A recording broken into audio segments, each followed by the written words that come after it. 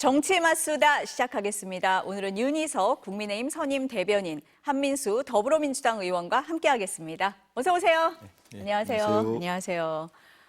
윤석열 대통령이 결국 오늘 국회 시정연설에 나오지 않았습니다. 한덕수 국무총리가 대신 참석했는데요.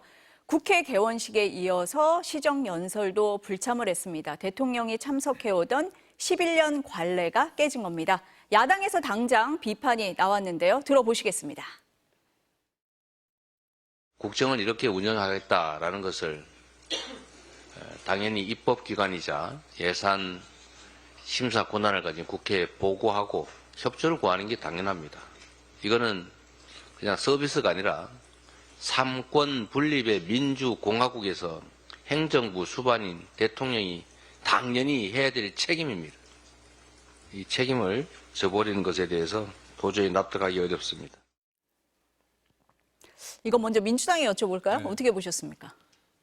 너무하죠. 대통령이 그러니까 국민의 어떤 신뢰를 좀 많이 높게 받는다든지 그래도 저는 뭐 상권 분립을 위반하고 훼손하는 거죠. 훼손하는 거고 국민들을 상대로 말씀하는 거 아니겠습니까? 그리고 예산안도 그렇고 어떻게 정책을 하겠다 이런 걸 국민 상대로 하는 겁니다. 근데 지금 윤석열 대통령의 머릿속에는 거기 앉아 있는 분들이 다 싫은 것 같아요. 국회에 있는 분들. 그리고 아무튼 뭐 한동훈 대표는 원인입니다만 한동훈 대표도 싫고 당연히 뭐 이재명 대표도 싫으니까 안 오는 것 같은데 저도 싫겠죠. 안 오는 것 같은데 거기는 국민을 상대로 하는 자리입니다. 이게 뭐 국회의원을 상대로 한다고 그렇게 생각하지 마시고 당연히 와서 설명하는 게 맞지요. 저는 윤석열 대통령이 본인이 한 말도 그냥 수시로 바꾸는 것 같아요. 2년 전인가 전 기억하는데 그때는 본인이 이제 21대 국회였죠. 그때 시정연설 때 당시 제 기억으로 저는 원회했습니다만 기억으로 막 검찰이 민주당사 압수수색하고 막 이런 일들이 있었습니다. 무도하다고 생각합니다. 그 이후에 이제 민주당 국회의원들이 시정연설을 이른바 피켓팅도 하고 어떤 항의를 강력히 합니다. 그때 얼마나 뭐라고 했습니까? 야당에 대해서. 헌법에 정해져 있는 이런 것들은 뭐 관례적이고 정말 필요하다. 이렇게 하신 분이에요. 근데 2년 만에 또 이런 일들을 계속 벌이고 있습니다. 제가 윤석열 대통령이면 저 이럴 때 더 오겠습니다.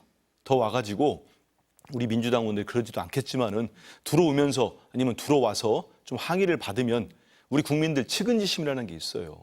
지금 부인 문제로 이렇게 난리가 온 나라가 났습니다만 와가지고 꿋꿋하게 그래도 이렇게 뭐 야유가 있던 예를 들어서 반발이 있어도 쭉 설명하면서 677조 원의 국민의 세금을 어떻게 쓰겠습니다. 설명을 하면은 어찌 보면은 국민들이 그래도 아 그래 저런 뭐 자신감도 있다 이런 생각을 할 텐데 아예 오지 않으셨고 오늘 국회의장께서 그 얘기를 좀 했습니다. 오직하면 그러겠습니까? 개원식 때도 안 오시고 또 안 오시니까 이거는 국민에 대한 모독이고 무시다. 국회에 대해서는 안 된다고 하니까 국민의힘 자석에서 또 야유를 하더라고요.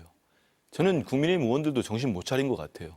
국민들 상대로 정치하지 않고 아직도 용산 바라보고 정치합니까? 그래서 정말 대통령이나 여당이나 국민들께 미안한 마음 가져야 되고 창피한 마음을 가져야 되지 않을까 싶어요. 근데 이런 비판이 야당에서만 나온 건 아니에요. 오늘 여당 일부 의원들도 이런 의견을 밝혔거든요. 어떻게 보세요? 네.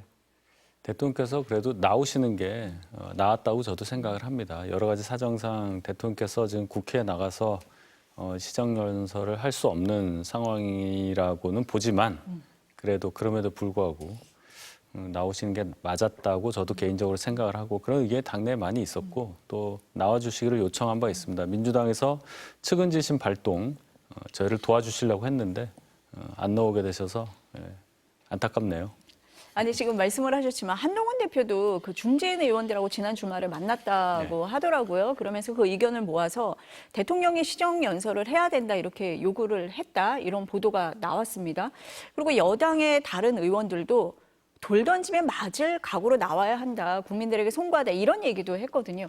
그럼에도 대통령실에서 나오지 않은 것.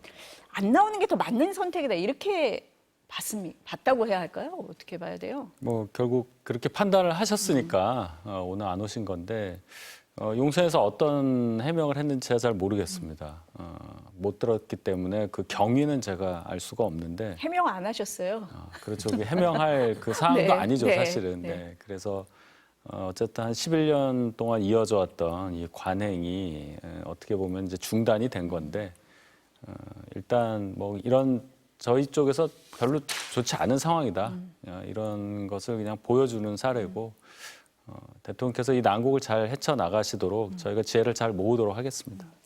그러니까 대통령실에서 뭐 별다른 설명이나 이런 거는 없었고요. 대신 윤석열 대통령이 그 시간에 수석 비서관 회의를 했는데 개혁 정책의 성과를 국민들이 체감할 수 있도록 연내에 마무리해달라 이렇게 참모들에게 당부했다. 이런 기사만 지금 나와 있습니다.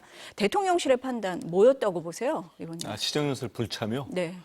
저는 기본적으로 대통령 인식에 아마 정상적인 정무 판단을 우리 윤 대변인처럼 하시는 분 있다면 건의를 했을 거예요. 가는 게 맞습니다. 이럴 때일수록. 하지만 그걸 대통령 의지랄지 모르겠습니다. 또 이것도 김건희 여사의 의중인지 모르겠는데 이런 것들이 들어간다는 거는 한마디로 하면 국민들을 무시한다고 봅니다. 왜냐하면 정말 국민들이 듣고 싶어하는 얘기 너무 힘들잖아요. 그러면 경제정책도 어떻게 하겠다. 뭐 소상공인할지 뭐 정말 저소득층 어떻게 하겠다. 서민들을 위한 정책을 뭐 하겠다. 이건 대통령이 국민을 상대로 설명하는 자리입니다. 이게 얼마나 소중한 자리입니까? 그 앞에 앉아있는 건 민주당 의원도 있고 국민의힘 의원도 있고 야당 의원들 많이 앉아있지만 그분들을 얼굴 보고 하는 거 아니에요. 그분들 설명드리는 거 아닙니다. 저한테 설명하는 거 아닙니다. 저를 찍어주시고 제 지역에 있는 우리 강북구 주민들이 계시는 거예요. 그분들에게 설명하는 자리입니다. 그거에 대한 기본적 인식이 없다고 생각을 하고 저는 한동훈 대표가 건의 잘했다고 봅니다. 근데 거기에 대해서 저는 보도만 봤습니다만 한동훈 대표가 좀 늦게 건의했다고 하면서 이 역시 안 가는 거 뻔히 알면서 대통령은 불통 이미지 만들려고 하는 거 아니냐. 이런 식의 또 비판하는 기사를 보면서 야, 이분들이 정말 다른 나라 살고 있나? 이런 생각이 들 정도였습니다. 그러니까 여당에서도 지금 의원님 말씀하신 것처럼 야당이 아니라 국민들에게 설명하는 자리 아니냐 이런 얘기를 중진들도 꽤 했다고 하거든요. 근데도 어쨌든 대통령실에서는 안 오는 걸로 지금 이제 판단을 하고 지금 이렇게까지 왔습니다. 지난주 목요일이었죠. 민주당이 윤석열 대통령과 명태균 씨의 통화 녹취 공개를 했잖아요. 한동훈 대표가 계속 침묵을 해오다가 오늘 회의에서 이렇게 얘기를 했습니다. 들어보시겠습니다. 국민들께서 걱정하시는 부분에 대해서 대통령께서 솔직하고 소상하게 밝히고 사과를 비롯한 필요한 조치를 해야 합니다. 이번 사안의 경우에 적어도 지금은 국민들께 법리를 먼저 앞세울 때는 아닙니다. 대통령을 제대로 보좌하지 못한 참모진을 전면적으로 개편하고 쇄신하고 심기일전을 위한 과감한 쇄신 개각을 단행해야 합니다. 김건희 여사는 즉시 대외 활동을 중단해야 합니다. 그러니까 한동훈 대표는 대통령실이 선제적으로 쇄신안을 내놓길 기다렸는데 용산의 반응이 없어서 다시 직접적으로 공개적으로 목소리를 냈다. 이렇게 설명을 합니다. 네. 어떻습니까? 오늘 발언은 그동안 한동훈 대표가 언론에 공개적으로 얘기했던 것의 반복, 거기에 대통령 사과가 추가된 그런 것이라고 보시면 되겠습니다. 일단 특징적으로 사과가 들어갔다는 게 가장 눈에 띄었는데요. 일단 대통령실에서 2주 전에 있었던 대통령과 면담 과정에서 건의했었던 사항에 대해서 별다른 반응이 없었고 그 이후에 특별감찰관제 관련해서도 당내에서 뭐 의총을 통한 결정을 한다든지 이런 의견이 나와서 아직 아무것도 결정된 게 없잖아요. 거기에 녹취 공개로 인한 또 민심의 흐름이 심상치 않기 때문에 이 부분에 대해서 대통령께서 입장 표명하셔야 된다. 그 내용이 사과의 성격을 가져야 된다. 여기까지 한동훈 대표가 입장 표명을 한 것이죠. 예. 대통령실이 받을 가능성이 있습니까? 어떻게 보세요? 어느 정도 받아야죠. 예, 저는 그 가능성을 긍정하고 싶습니다. 정도의 차이는 있을 겁니다. 또 어떤 사항에 대해서는 대통령실에서도 수용이 불가능한 영역도 있을 겁니다. 그러나 대통령실에서도 오늘 시정연설에 불참하신 것만 봐도 이 상황을 적어도 엄중하게 보는 것만은 사실이라고 봐야 되거든요. 그렇다면 뭔가 반응을 해야 된다는 것도 충분히 대통령실이 인식하고 있다고 봤을 때 국민 기대에 맞는 반응을 하시기를 기대하고 설령 조금 불편하다 하더라도 당의 요구를 받아들일 수 있는 그런 상황이 연출되리라고 저는 생각합니다.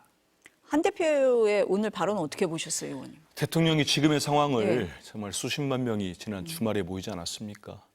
그 엄중하게 안다면 저는 오늘 시정연설에 왔어야죠.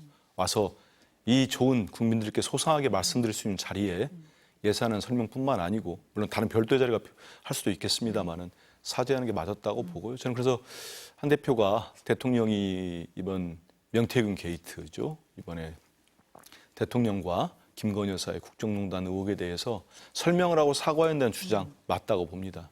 특히 좀 전에 이제 말씀드리면서 그 법리를 따지지 마라. 저기에 동의합니다. 이번에 윤석열 대통령이 김영선 의원에 대해서 공천을 줘라. 이런 육성 녹취가 나왔습니다. 그런데 거기에 대해서 대통령실 고위 참모들과 친윤이라는 분들의 반응을 한번 보십시오. 당선인 시절이었다. 불과 몇 시간 전에. 그걸 가지고 국민들 앞에 내놓습니다. 이걸 해명이고 설명이라고. 우리 국민들이 그런 분들이 아닙니다. 더 화를 냈을 거라고 생각을 해요. 저부터도 화가 나더라고요. 그렇기 때문에 한 대표의 이런 인식에 대해 동의합니다. 다만 지금 말씀하신 여사의 활동 자제나 아니면 특별감찰관 말씀도 또 하셨더라고요. 이거 갖고 되겠습니까? 이거 갖고가 아니고 이게 해결책이겠습니까? 안 된다는 거는 한 대표도 아실 거예요. 알고 결국은 저는 집권 세력이 대통령부터 김건희 여사 특검법을 수용을 해야 될 겁니다. 여기서부터 출발이라고 저는 봅니다. 그래서 특검법을 수용하고 정말 법 앞에 평등하듯이 김 여사 수사를 받고 거의 죄가 드러나면 응당한 처벌을 받아야 되는 거 아닙니까? 결국은 김 여사 특검법은 수용을 안 할 수가 없다. 결국은 받을 수밖에 저는 없다고 봅니다. 그러니까 지금 의원님 말씀하신 거하고 지금 비슷한 연장선상에서 한 대표가 주말 동안에 이제 여러 중진들을 만났다고 하잖아요. 예. 그 당 관계자들 얘기를 들어보면 한 대표는 이 용산이 위기 상황을 잘 모르고 있는 것 같다. 이렇게 생각을 한다는 거예요. 그래서 대응책을 계속해서 요청을 하는 거다. 이렇게 얘기를 하고 또 김건희 여사 대응으로 현재 상황을 해결할 수는 없다. 지금 시기가 지났다. 대통령 국정운영 전반에 관한 쇄신책이 나와야 한다. 이렇게 생각을 한다는 거예요. 온도차가 있는 것 같거든요. 어떻습니까? 네, 온도차가 있다고 볼 수밖에 없어요. 그리고 한동훈 대표의 발언대로 저도 생각하는 게 뭐냐면 김건희 여사 문제만 그러면 해결이 되면 대통령 지지율도 회복이 되고 국정에 대한 국민의 신뢰 수준이 높아지느냐 그렇게 보기도 어려운 상황이 됐다는 거죠. 지금까지 여러 개혁 과제도 추진 중에 있지만 의료개혁 관련은 보면은 전혀 지금 10달 넘게 진행되고 있는데 해결책이 없고 당 주도로 하는 것도 지금 한계가 있는 상황이잖아요. 그런 차원에서 대통령 또 정부는 계속 개혁 과제를 수행하겠다고 얘기를 하고 있는데 지금까지 이렇게 끌고 왔던 개혁 과제에 대해서 성과가 없다면 뭔가 다른 방법, 다른 시도가 있어야 한다는 지적도 충분히 가능한 상황입니다. 그런데 아직까지 큰 반응이 없다. 그런 차원에서는 여당 차원에서 당연히 지적할 수 있고 시정과 개선을 요구할 수 있는 상황이라고 봐야 되겠죠. 저희들이 요구하는 게 네. 벌써 2년이 다 됐습니다. 2년 전이죠. 23년도 제가 22년도로 기억하는데 이재명 대표 단식을 하면서 무기한 단식을 하면서 요구한 게 그겁니다. 내각의 전면적인 쇄신, 국정운영 기조를 바꿔라 요구하지 않았습니까? 오늘 드디어 이제 한동훈 대표도 얘기합니다. 대통령실의 참모진 전면적으로 개편하라는 거 아닙니까? 이 얘기는 비서실장부터 다 바꾸란 얘기예요. 그리고 심기일전은 과감한 쇄신 내각, 총리부터 모두 책임을 지라는 거죠. 대통령이 지금 선출직이니까 여당 대표가 요구를 못할 거 아닙니까? 우리 민주당의 요구도 분명합니다. 대통령이 국정운영 기조를 바꾸셔야 됩니다. 지금처럼 저는 무능까지는 저는 이해라기보다는 그럴 수 있다고. 능력이 없는 걸 어떻게 합니까? 무능할 수 있어요. 하지만 무책임하거나 무관심한 건 안 됩니다. 열심히 해야죠. 제대로. 안 되면 참모를 바꿔서라도. 근데 지금 대통령은 뭘 하고 계십니까? 총선 이후에 사표를 낸 사의를 표명한 총리를 그대로 앉혀놓고 이태원 참사가 벌어져도 행안부 장관은 지금까지 그 사람이 그대로 하고 있고 이런 국정운영 기조를 가지고 되겠습니까? 그래서 국정운영 기조를 대대적으로 한동훈 대표도 요구한 것처럼 우리 민주당 요구합니다. 국정운영 기조를 대대적으로 바꿔라. 그리고 김건희 여사 특검법을 즉각 수용하라. 이렇게 보시면 됩니다.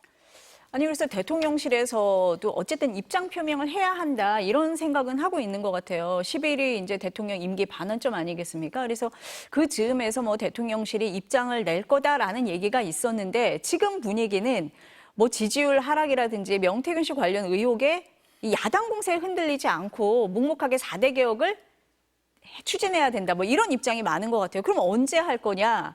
뭐 에이펙 정상회의도 있고 주요 20개국 정상회의, 뭐 G20 회의도 있으니까 뭐 이달 하순쯤에 대국민 설명 기회를 갖겠다. 뭐 이런 보도가 지금 지배적이에요. 근데 국민의힘 안에서는 무슨 소리냐. 조금이라도 일찍 해야 된다. 타이밍이 중요하다. 이미 늦었다. 막 이런 얘기가 나온단 말이에요. 어떻습니까? 일단 대통령실 입장만 제가 추론을 해보면 지금 몰려서 뭔가 입장 표명을 하기에는 대단히 곤혹스럽잖아요. 그렇게 되면 많이 불편하니 14일 외교 활동을 통해서 대통령의 그 방문 성과 같은 게 보도가 되면 통상 지지율이 좀 올라갑니다. 그게 하나가 있고 또 두 번째는 그 기간 동안에 이재명 대표에 대한 두 개 재판에 대한 1심 선고가 있잖아요. 그럼 여론이 조금 그래도 대통령실에 우호적으로 바뀔 공산이 크다. 그 시점에 입장 표명하는 것이 낫다고 판단했을 가능성이 커요. 대통령실 입장만 보면 그렇다는 말씀입니다. 국민의힘 안에서는 어떻게들 얘기를 하세요, 그러면? 저희 입장에서야 네. 당장 불이 났는데 네. 김종혁 최고위원의 말처럼 불을 빨리 1초라도 빨리 끄는 게 좋죠. 물을 빨리 가지고 와서 네. 그런 차원에서 보면 외국 나가시기 전에 14일로 예정돼 있잖아요. 열흘 정도 남았는데 그 사이에 뭔가 조치를 하시기를 바라는 마음입니다. 아니 일부 언론에서 보니까 그래서 이번 주에 할 수 있다 이렇게 쓰는 데가 있는데 그거는 국민의힘 안에 기대를 섞은 보도인가요? 그러면? 저희 기대는 확실하고요. 네. 대통령실에서도 그렇게 주장하시는 분들이 분명히 있다고 저는 알고 있습니다. 문제는 이제 대통령께서 어떻게 판단하시느냐의 문제인데 미리 네. 뭔가 입장 표명하시는 게 훨씬 낫다. 특히나 명태균 씨 녹취 관련해서는 당사자가 대통령하고 명태균 두 분이에요. 그렇다면 당에서 뭔가 방어를 하는 것도 한계가 있지 않습니까? 그 부분에 대해서만이라도 대통령께서 진솔한 마음을 국민들께 전달하는 것이 빠르면 빠를수록 좋다고 저도 봅니다. 입장 표명 뭐 빨리 할 것 같으세요? 어떠세요? 안 할 것 같죠. 안 할 것 같으세요? 왜냐하면은 네. 한동훈 대표가 오늘 내각 쇄신하라고 요구했지 않습니까? 근데 바로 이어가지고 제가 이제 오독을 하거나 잘못 이해하는지는 모르겠습니다만은 대통령 발로 바로 속보 나오고 한 거 보니까 좀 전에 우리 앵커도 말씀하신 대로 수석비서관 회의에서 뭐 연말까지 성과를 내고 뭐 심기일전에서 일을 하라 이런 식의 얘기를 했더라고요. 맞습니다. 네. 그 얘기는 한동훈 대표 요구를 일고의 가치도 없다 이거 아닐까요? 저는 그렇게 받아들였습니다. 그래서 이미 저는 한동훈 대표에게는 미안합니다만 집권당 대표로서 대통령 관계에 있어서만은 적어도 완전 신뢰나 깨졌고 그냥 아예 그 역할이나 어떤 위치를 전혀 인정받지 못하고 있는 것 같습니다. 안 그러면은 이 정도로 지금 국민들 민심이 들끓고 있는데 집권당 대표가 최소한이라고 정말 해결이 저희들 볼 땐 되지도 않을 만한 이런 아닌데도 불구하고 대통령께 제안을 하잖아요. 저는 이 내각 쇄신해야죠. 청와대 참모진 바꿔야 되지 않겠습니까? 이런 얘기를 집권당 대표가 하는데 바로 대통령의 그런 육성이 나와가지고 보도됐다는 거는 한 대표 말씀을 저는 듣지 않겠다. 이러면은 지금 뭐 당에서 요구하는 이거 순방 가시기 전에 어떤 입장을 내놓고 하라는 게 받아질까 싶어요. 그리고 아마 그걸 반대하시거나 대통령 머릿속에는 뭐 본인이 박근혜 대통령 구속과 시켰으니까 옛날 일을 보지 않겠습니까? 당시 2016년도에 그 최순실 국정농단 사건 초기에 박근혜 대통령 좀 어설프게 사과했다가 그 뒤에 뭐 태블릿 나오고 네. 엄청나게 커졌거든요. 아마 그래서 더 윤 대통령이 지금 뭐 사과를 어떻게 할지를 고민한다든지 진짜 사과를 한다면요. 이런 여러 가지 부분들이 거치는 것 같은데 그런 고민이 있을 것 같고 또 하나는 혹시나도 진짜 11월에 있는 이재명 대표 1심 2개 뭐 15일, 25일 있는데 그거를 본다면 정말 그거는 정말 오판인 것 같아요. 잘못된 생각이고 정말 정신 차렸으면 좋겠습니다. 아니, 지난 총선 네, 때 네. 한동훈 대표 2조 심판론 갖고 나와서 어떻게 됐습니까, 결과가. 근데 아직도 우리 국민들은 이미 이런 재판이 어떻고 이번 검찰 수사가 어떤 거에 대한 판단들을 많이 하고 계시는데 오로지 무슨 뭐 감 떨어지기 바라듯이 감나무 밑에서 이재명 대표 재판 1심이 나빠지길, 나쁜 결과가 나오기를 그러면 우리 대통령의 지지율이 올라간다? 택도 없는 소리입니다. 만약 예를 들어서 저는 뭐 굳게 믿고 있습니다만 2개 재판 모두 무죄 나면 그럼 그때 가서는 뭔 얘기할 겁니까? 그래서 국정이 장난입니까? 자기들 할 얘기를 하면 됩니다. 지금 국민들 화난 거 풀고 어떻게 하겠다 사과하고 특검 받아가지고 제대로 수사하겠다 발표하면 됩니다. 그걸 무슨 재판을 기다리고 그럽니까? 말도 안 되는 말이죠. 입장 표명 이른 시간 안에는 안 할 것 같다라고 지금 생각을 나오는 하시는 거 거네요. 보십시오. 네. 한동훈 대표 그렇게 네. 제안했는데 바로 이어서 저는 그렇게 받아들였어요. 뭐 수석비서관 회의에서 뭐 다 열심히 해가지고 연말까지 성과 내라. 그 얘기는 적어도 연말까지 성과 내고 바꾸지 않겠다는 얘기 아닙니까? 지금 말씀 듣고 나니까 그런 것도 같네요. 그 시간에 그렇게 말씀을 하셨다니까. 지지율 말씀을 지금 언급을 해주셔가지고요. 지난 금요일에 그 한국갤럽 조사가 나왔잖아요. 보면은 대통령 국정 지지율이 19% 취임 후 최저치입니다. 근데 여론조사가 사흘 동안 이루어졌는데 윤 대통령과 명태균 씨의 녹취 공개가 채 하루도 반영이 안 된 그런 수치예요. 이거 어떻게 진단을 하시겠습니까?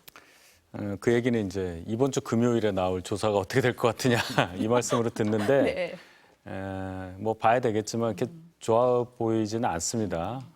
이번 조사도요. 일단 봐야 되겠고 이제 특징적인 게 앞에 2자에서 1자로 내려왔다. 1% 포인트 차이이지만 국민들께서 체감하는 것은 그거보다 훨씬 더 크게 받아들일 수 있을 만큼의 차이가 나왔기 때문에 굉장히 엄중하게 보는 게 맞고 또 이제 뭐 지역별로 보는 기사들도 많고 분석도 많은데 네. 대구 경북 지역에서 전국 평균보다 낮은 지지율이 나왔단 말이죠. 네. 그래프 한번 보여주실까요? 대구 경북. 네. 19%라는 네. 전체 평균보다 낮은 18%를 기록한 대구 경북의 민심이 그럼 뭐냐, 어떻게 네. 봐야 되느냐. 핵심 지지층이 많이 계신 핵심 지지 지역이라고 볼 때 네. 다른 지역에서 평균 이하 나온 것보다는 훨씬 더 엄중하게 받아들여야 되겠죠. 즉 핵심 지지층이 윤석열 대통령에 대한 지지를 철회하는 분위기가 확연하다. 이렇게 해석할 수 있는 부분이라고 봅니다. 어떻게 해석하시겠어요? 지지율 일단 19%. 예, 거의 뭐 다 동의합니다. 그리고 다른 조사를 보면 더 같은 시기에 더 떨어졌더라고요. 그때 그 조사도 이번에 이제 대통령의 육성 녹취를 반영하지 않은 조사 같습니다. 그리고 지금 말씀하신 대로 대구 경북 지역에 저도 깜짝 놀랐습니다. 막 큰 폭으로 떨어졌더라고요. 네.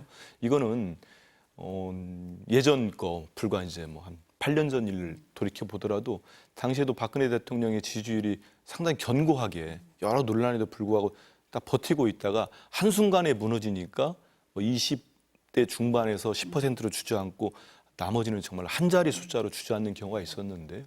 이게 붕괴되는 시점인 것 같습니다. 지지층이 이제 뭐 대구 경북도 그렇고 이제 연령이 많으신 분들도 지금 흔들리고 있거든요. 붕괴되고 있는 상황인데 그러면 과연 이게 뭐 아까 순방도 있고 뭐 있습니다만 이 지지층을 회복시킬 수 있는 게 있느냐 이런 걸 본다면 대통령 입장에서는 지금처럼 오늘 국회 안 나오신 것도 되게 이번 조사에 부정적으로 미칠 거예요. 그리고 지금 한동훈 대표의 어떤 요구에 대해서 바로 이런 식으로 그렇게 받아들일 수 있는 만한 말씀을 하고 하는 것들은 여권 지지층이 더 이제 붕괴될 가능성이 높다고 봅니다. 이 정도 되면은 글쎄요, 제가 볼 때는 이건 지탱하기가 쉽지 않은 상황까지도 갈 수 있기 때문에 아까 말씀드린 대로 국정 운영이 대대적으로 기조가 바뀌고 김건희 여사 특검법을 수용하는 거가 출발점이 될 수 있습니다. 그래야 그나마 무너지는 뚝에서 누군가는 그걸 이렇게 손을 붙잡고 뒤에서 지탱하고 있는 거지. 이렇게 되면은 아예 다 놓고 그냥 다 이반될 수 있습니다. 신뢰가 무너지면요. 대통령은 저는 많은 신뢰가 무너졌다고 봅니다. 얼마 전에 이재명 대표를 만난 윤여준 전 장관이 국민 신뢰를 상실했다고 하지 않았습니까?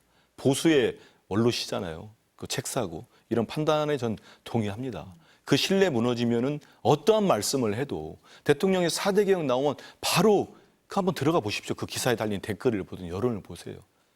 아무튼 너무 험악합니다.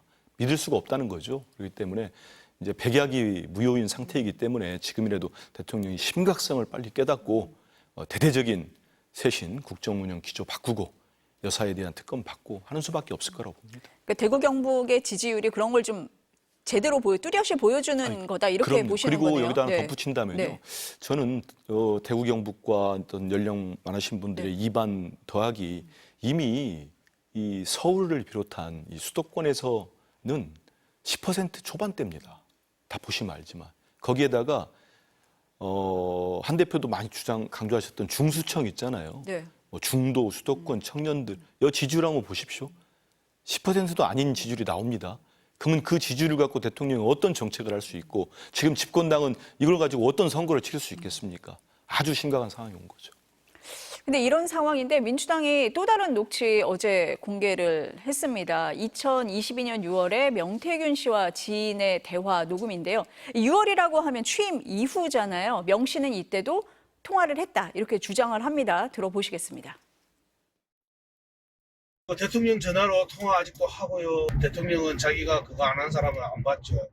아침에도 내 대통령한테 그 김영선 내가 영상 편집했더라 이거. 그 영상 내가 편집했고 앞에 그 사진 하나 넣고 그거 보내주는데 고생했다고 축하한다고. 이게 명 씨의 일방적인 주장일 수도 있어요. 근데 지금 대통령실에서 해명을 하면 할수록 의심을 받는, 국민들의 의구심을 갖는 그런 상황이라서 그렇거든요. 어떻게 보세요? 제가 아까도 네. 언급했지만은 이 당사자가 윤 대통령하고 이 명태균 씨 이 두 분이기 때문에 해명에 대해서도 진위 여부에 대해서 자꾸 의심받는다고 생각을 합니다. 해명을 하는 대통령실 관계자도 대통령께 뭐 좀 여쭤보고 네. 뭐 그러면서 나오는 거 아니겠어요? 그럼 그 한계가 있겠죠. 편하게 그것을 질문할 수 있는 상황도 아닐 것이고 언제까지 소통이 되는지 모르는 상태에서 언제 하셨습니까? 또 기억의 문제도 있는 거잖아요. 그러니까 대통령실에서 다 나오지 않은 상태에서 여기가 끝인 것 같은데 또 나오고 할 때마다 껌껌이 해명을 하다 보니 자꾸만 이게 좀 엇박자가 나고 상황이 꼬이는 그런 분위기인 것으로 뭐 저도 봅니다. 네. 그럼 어떻게 해야 됩니까? 모여서 회의라도 해야 되는 거 아니에요? 아니 여기 나오신 그 패널들 중에 이제 보수 패널 분들 중에 그런 말씀을 하시거든요. 모여서 사실관계를 제대로 파악하고 이 회의를 해야 된다 그런 말씀을 하시던데 쉽지 않은 상황이다 이렇게 보세요. 그 회의에는 네. 그러면 이제 당사자분이 계셔야 되는 거 아니에요. 그분 없이 회의해봤자 아무 소용이 없는 거니까. 그래서 대통령께서 직접 입장 표명을 하시는 게 가장 깔끔하다고 보는 겁니다. 네.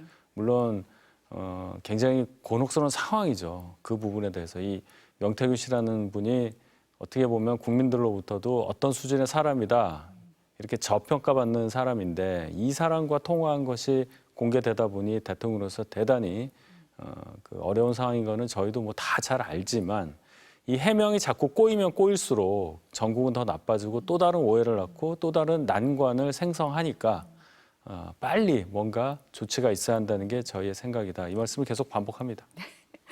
녹취를 제가 공개하셨습니다. 우리 윤석 네. 대변인하고 네. 품격 있잖아요. 네. 같이 오래 방송했는데 오늘은 좀 미안할 정도로 왜냐하면 입장이 그러다 보니까 말씀이 다 맞아요. 왜냐하면 제가 아까도 얘기했지만 신뢰가 무너지면은 그 다음부터는 걷잡을 수가 없습니다. 왜냐? 명태균 씨가 이런 얘기들을 혼자 떠드는 것만 계속 나온다면은 허풍쟁이다, 뭐 허언이다 이런 주장들을 믿는 분이 조금 있을 겁니다. 하지만 이미 그거는 성립이 안 되는 게 나와버렸어요. 대통령의 육성 녹취가 나오는 순간 명태균 씨 얘기가 맞는 부분이 많다. 아니면 다 맞는 것 같네. 이런 국민들이 늘었습니다. 저 사람 얘기대로 다 됐잖아. 김영선 씨 공청도 됐고 그동안 얘기하고 아니 저렇게 허풍쟁이면 세상에 5선 의원한테 저들 민망할 정도로 큰 소리 치는 거 보셨잖아요. 녹취로. 그리고 저는 제가 모욕감을 느꼈는데 어떻게 대통령과 대통령 연부인한테 막 지 마누라 이런 표현을 씁니까? 근데 또 그걸 다 그게 또 드러나고 있어요. 그래서 참 민망한 상황이다. 그리고 지금 대통령실에 나와가지고 지금 몇 차례 거짓말을 했습니다. 명태균 씨 나오자마자 경선 때 이후로는 뭐 안 했다. 연락 주고받은 거 없다. 문자 통화. 그거 나왔어요.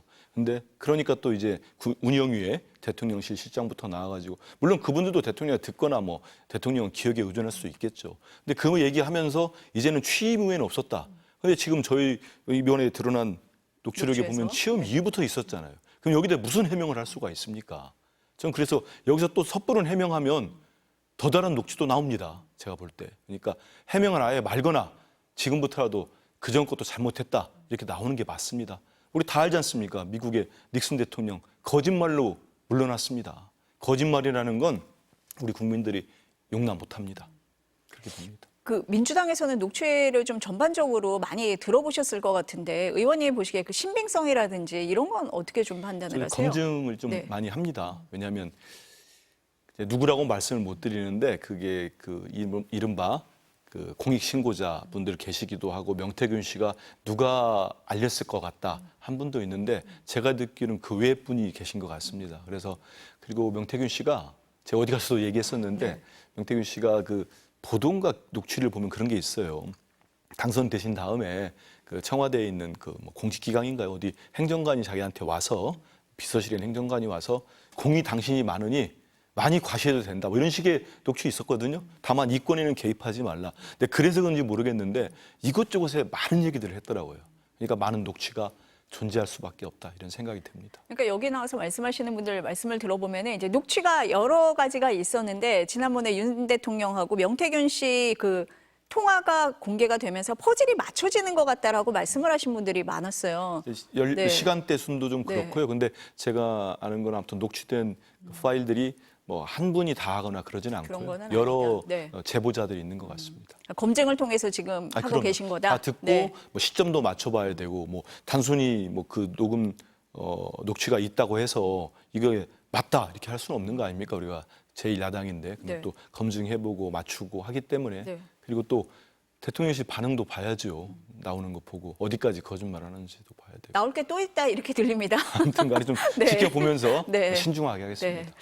그 민주당에 보면 지난 주말에 장외 집회를 시작을 했어요. 전국적인 여론전에 들어갔다 뭐 이런 얘기가 나오거든요. 근데 이재명 대표가 탄핵을 직접적으로 언급은 안 했어요. 근데 당 지도부는 탄핵, 임기 단축 개헌 이런 거를 직접적으로 언급을 하기 시작했습니다. 김민석 최고위원이 특검이든 탄핵이든 개헌이든 대안의 봄으로 이어질 것이다 이렇게 얘기를 했어요. 그 집회 자체는 김건희 여사 특검을 수용해라 이걸 촉구하는 집회였는데 사실상 정권 퇴진 운동 시작한 거 아니냐 이런 해석도 나왔습니다. 어떻게 보셨어요? 그 해석이 맞죠. 맞습니까? 어느 분이 하셨는지 네. 대단히 정확하게 하셨고 네. 민주당에서 원하는 거는 빨리 대선을 치르자. 유일 대선 후보라고 지금 보여지는 이재명 대표가 대선에 빨리 나와서 당선을 확정짓는 순간을 하루라도 빨리 거기에 괄호 열고 사법 처리 다 되기 전에 뭐 이런 거 아니겠어요? 민주당 입장에서 그렇게 전략을 짤 수도 있다고 생각하지만 제가 볼 때는 그 장외 집회라는 것이 과거에 탄핵 사태를 촉발했었던 그때의 촛불 시위와는 성격이 많이 다를 수밖에 없다고 저는 생각해요. 일단 8년이라는 시간이 흘렀고요.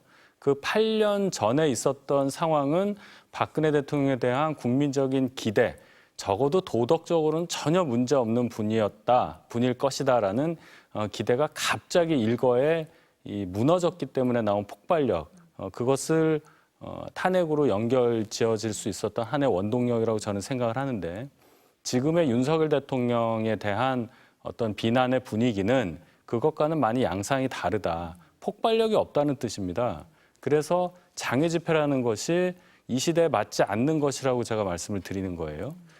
그리고 이 방식이 적어도 뭐 8년 전에는 이게 어느 정도 성공했다고 보지만 그 장외 집회의 주체가 일반 시민들이었다고 볼 때 정치권에서 그리고 171석을 갖고 있는 민주당이 국회의원들 전원 거의 나와가지고 이걸 주도한다는 것은 안 맞죠. 그러니까 판단을 잘못하신 걸로 저는 보고 그 집회 참여 인원 숫자도 뭐 몇만이 맞냐 이런 얘기 안 하겠습니다. 아마 예상보다 많이 안 나왔다고 볼 거예요. 그만큼 대중 호응이 적다는 거.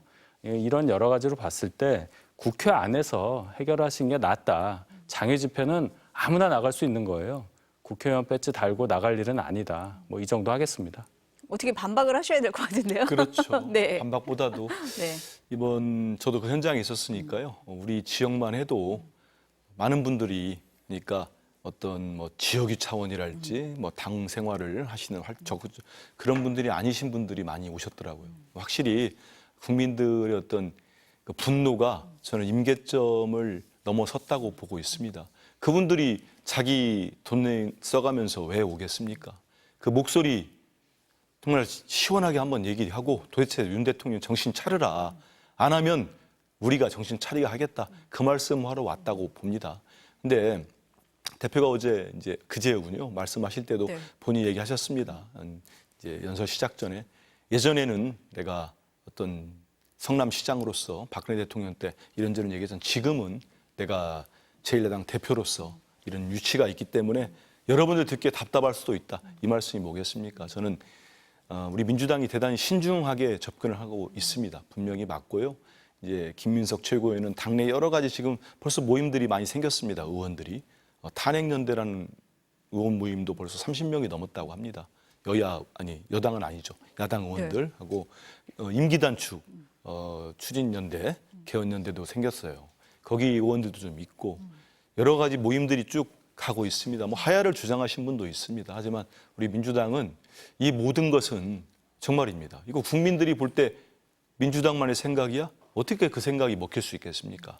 국민들이 원하는 걸 하는 거가 맞습니다. 저는 지금 국회에 있습니다만 대통령 탄핵을 설사 우리 불행한 역사죠. 그걸 하더라도 그건 국민이 요구한다고 생각합니다. 국회의원들은 도구예요, 도구. 그거를 헌법적으로 법적 절차를 밟아나간 도구일 뿐이지 국민이 도저히 이 대통령과는 하늘 아래 같은 하늘을 싸고 못 살겠다 할 경우는 탄핵이 될 수 있고 임기단축도 할 수 있는 겁니다. 그런 거지 우리가 뭐 의원총회를 할지 지도부회의 할 때 절대 이런 논의를 우리가 지금까지 한 번도 해본 적은 없다. 그리고 우리 민주당이 지난 토요일 집회는 민주당이 주최한 집회가 맞습니다. 저희들이 상당히 신중하게 하고 있다는 말씀 드리고요. 시민단체도 다 압니다. 민주당한테 요구하는 것도 많고 하지만 끝까지 좀 신중하고 우리 국민들과 같이 가려고 많이 노력을 해서 저 지역 가서 욕 많이 먹습니다. 뭐 하고 다니냐고 빨리 어떻게 해버리라고 그래가지고 미온적이라는 욕도 듣고 하는데요. 네. 그럼에도 불구하고 우리 국민들 같이 갈 수 있도록 민주당이 하겠습니다. 이재명 대표 방탄이라는 공격에 대해서는 어떻게 반박하시겠어요? 뭐가 방탄이에요, 근데? 네. 뭐가? 방탄이라고 하시잖아요. 아니 우리 네. 장애 집회가 장애 집회가 네. 방탄입니까? 네. 제가 지난번에도 한번 말씀드린 것 같은데 네. 월화수목급 국회에서 정말 원내에서 열심히 일합니다.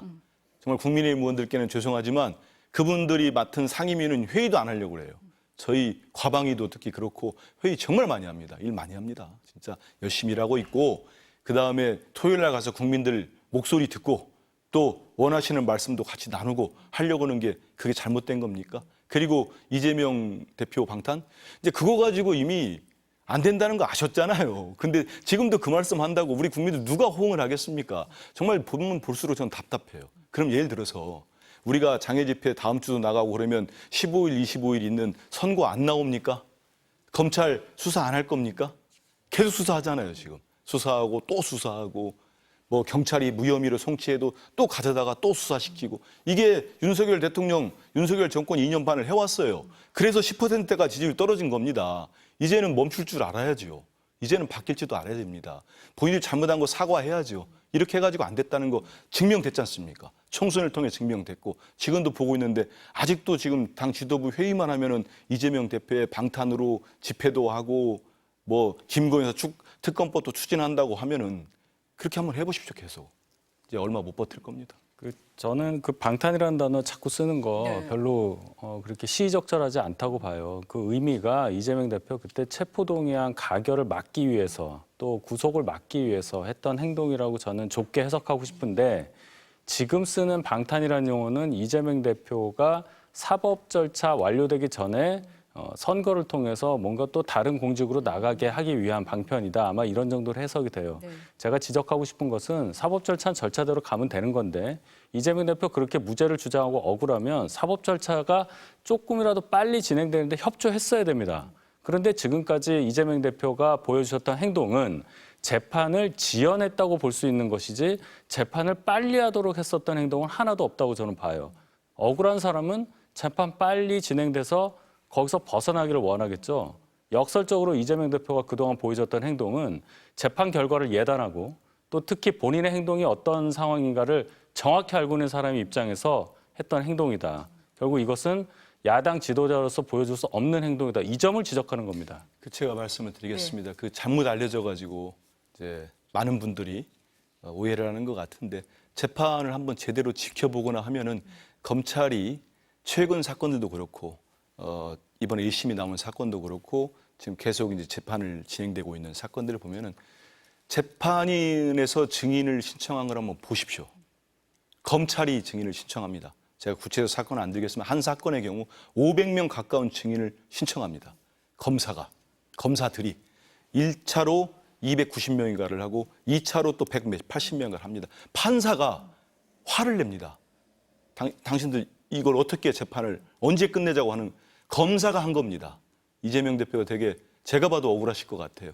재판을 끈 적도 없고 소환조사 받으라는 날 받고 김건희 여사처럼 안 받은 것도 아니고 그 재판 받을 거 다 받았습니다. 제가 말씀드린 거는 뭐 제 방송 와서 하는데 거짓말 하겠습니까? 검찰이 다 그렇게 증인들 신청하고 오직하면은 이번 1심 선거 2개 나오지 않습니까? 공직선거법하고 위중교사. 검찰이 막판에 공소장을 또 바꾼 게 있습니다. 한번 확인해 보십시오. 재판장이 황당해합니다. 그렇게 해서 지금 재판이 여기까지 왔다. 저는 그러기 때문에 여러 가지 막판에 재판 검찰이 또 여러 가지 바꾸는 것들을 보면은 두 1심 다 무죄 나올 가능성이 아주 높다고 보고 있습니다. 그리고 재판 지연은 여권에서 계속 이렇게 우려먹듯이 곰탕으로 주장했는데 제가 드리는 말씀이 진실이다 이렇게 하시면 될 것 같습니다. 일부만 진실이죠. 재판이 4개예요. 지금 말씀하신 거는 뭐 백현동, 대장동 관련 재판 말씀하시는 건데 첨예하게 입장이 달라지니까 아마 증인 신청이 양쪽에서 많이 빗발치는 걸로 생각을 합니다. 예를 들어서 지금 2개 재판 중에 가장 유죄 가능성이 높다고 보는 위중교사 재판 같은 경우에는 이재명 대표 측에서 계속 증인들을 신청하고 재판 진행에 조금 협조 안 하는 거는 뭐 사실이라고 봐야 됩니다. 제가 다 그렇다는 얘기는 아니에요. 이재명 대표가 무죄를 주장하기에는 좀 궁색한 측면이 많다. 그 점을 지적한 거라고 이해해 줬으면 좋겠습니다. 아니 아까 장외 집회 말씀을 하셔서요. 개혁신당에서도 보니까 오늘 오전에 최후의 경고다 이렇게 얘기를 하면서 내각 총사퇴, 대통령 사과, 김건희 여사 특검 수용, 임기 단축 개헌을 얘기를 하면서 이게 받아들여지지 않거나 정부의 조치가 없으면 국민의 분노를 대변하겠다 이런 얘기도 하거든요. 개혁신당도 움직일 수 있을 것 같아요. 그렇게 되면 여당으로서는 더 운신의 폭이 좁아지는 거 아니겠습니까? 뭐 개혁신당은 여당이 아닙니다. 야당이죠, 개혁신당도 물론. 야당이기 네. 때문에 굉장히 오늘 선명한 메시지를 냈는데 개혁신당 내부에 또 여러 문제 제가 뭐 얘기해봤자 큰 의미는 없을 거고 그분들의 의견도 잘 저희가 수용을 해서 전국 난관을 돌파하는데 유용하게 쓰도록 하겠습니다. 민주당에서는 11월에 김건희 여사 특검의 달 이렇게 선언을 하셨습니다. 14일 본회의에서 일단 의결을 하고 거부권이 돌아오면 28일 재표결한다 이렇게 한다는 방침인 것 같아요. 근데 보니까 그 독소 조항, 국민의힘에서 얘기하는 독소 조항도 협상할 수 있다라고 약간 문을 열어놓으신 것 같은데 그렇습니까? 일단은 네. 예, 문을 열어놓은 거 맞습니다. 맞는데 저는 일단은 독소 조항이라는 주장 자체에 저는 동의는 못합니다. 우리 당 뭐 지도부도 동의는 못하죠. 하지만 국민적 요구가 있으니 어떻게든지 특검을 통과시켜서 저희들이 뭐 상설특검 추진한 것도 그런 거 아니겠습니까? 조금이라도 진실을 밝혀나가자, 어떻게든 밝혀나가자 이렇게 주장을 하고 있는 건데요. 국민의힘이나 대통령이 주장하는 독소조항이 그런 겁니다. 가령 예를 들어서 특검 추천권이 왜 야당에만 있느냐. 그 본인 두 분 대통령과 지금 윤석열 대통령과 한동훈 대표가 지금 위치에 가는데 제가 볼 땐 결정적 영향을 미쳤다고 볼 수 있는 최순실 국정농단 사건 때 그 당시 집권당에 대한 특검 추천권 없었어요. 그리고 또 국민들한테 언론에 브리핑하는 조항 다 있었습니다. 근데 그런 조항들 가지고 지금 추천권이 배제됐다 하면서 독소조항 얘기하거든요. 그러니까 제가 여러 차례 얘기했지만 한동훈 대표께서 정말 말만 하지 마시고 최상병 특검 때도 마찬가지였어요. 3자 추천 얘기하다가 행동을 안 옮기셨잖아요. 이번에는 정말로 말 따로 행동 따로 좀 마시고 저들이 이렇게까지 모든 걸 열어놓고 제가 일전에 발표도 하지 않았습니까? 국민의힘 발의하시라고. 친한계 의원들 20명 넘더라고 저는 밥 먹을 때 보니까 충분하지 않습니까? 10명만 넘으면 발의할 수 있습니다. 가지고 오십시오. 그러면 열린 자세로 우리 당이 논의하겠다는 거 아니겠습니까? 왜? 국민의 뜻을 받들어야 되니까요. 협상의 여지가 있겠습니까? 글쎄요, 이거는 원내대표 간의 어떤 협상 과정을 겪어야 하는 거니까 민주당에서 어떤 입장을 밝힐지 그것도 제일 중요하고요. 네. 민주당이 뭐 과반 갖고 있으니까요. 그러니까 민주당에서 정치 공세용으로 특검을 하려고 하는 거냐. 정말 특검을 성립시켜서 특검이 진실을 밝히는 그 과정을 격도로 하는 거, 그걸 원하는 거냐. 그 입장부터 정리를 해야 되겠죠. 저는 특검은 이제 가정에 가서는 여야도 바뀌었을 때나 진보 보수 때나 보면 가정 갈 때는 여러 가지 논쟁이 합니다.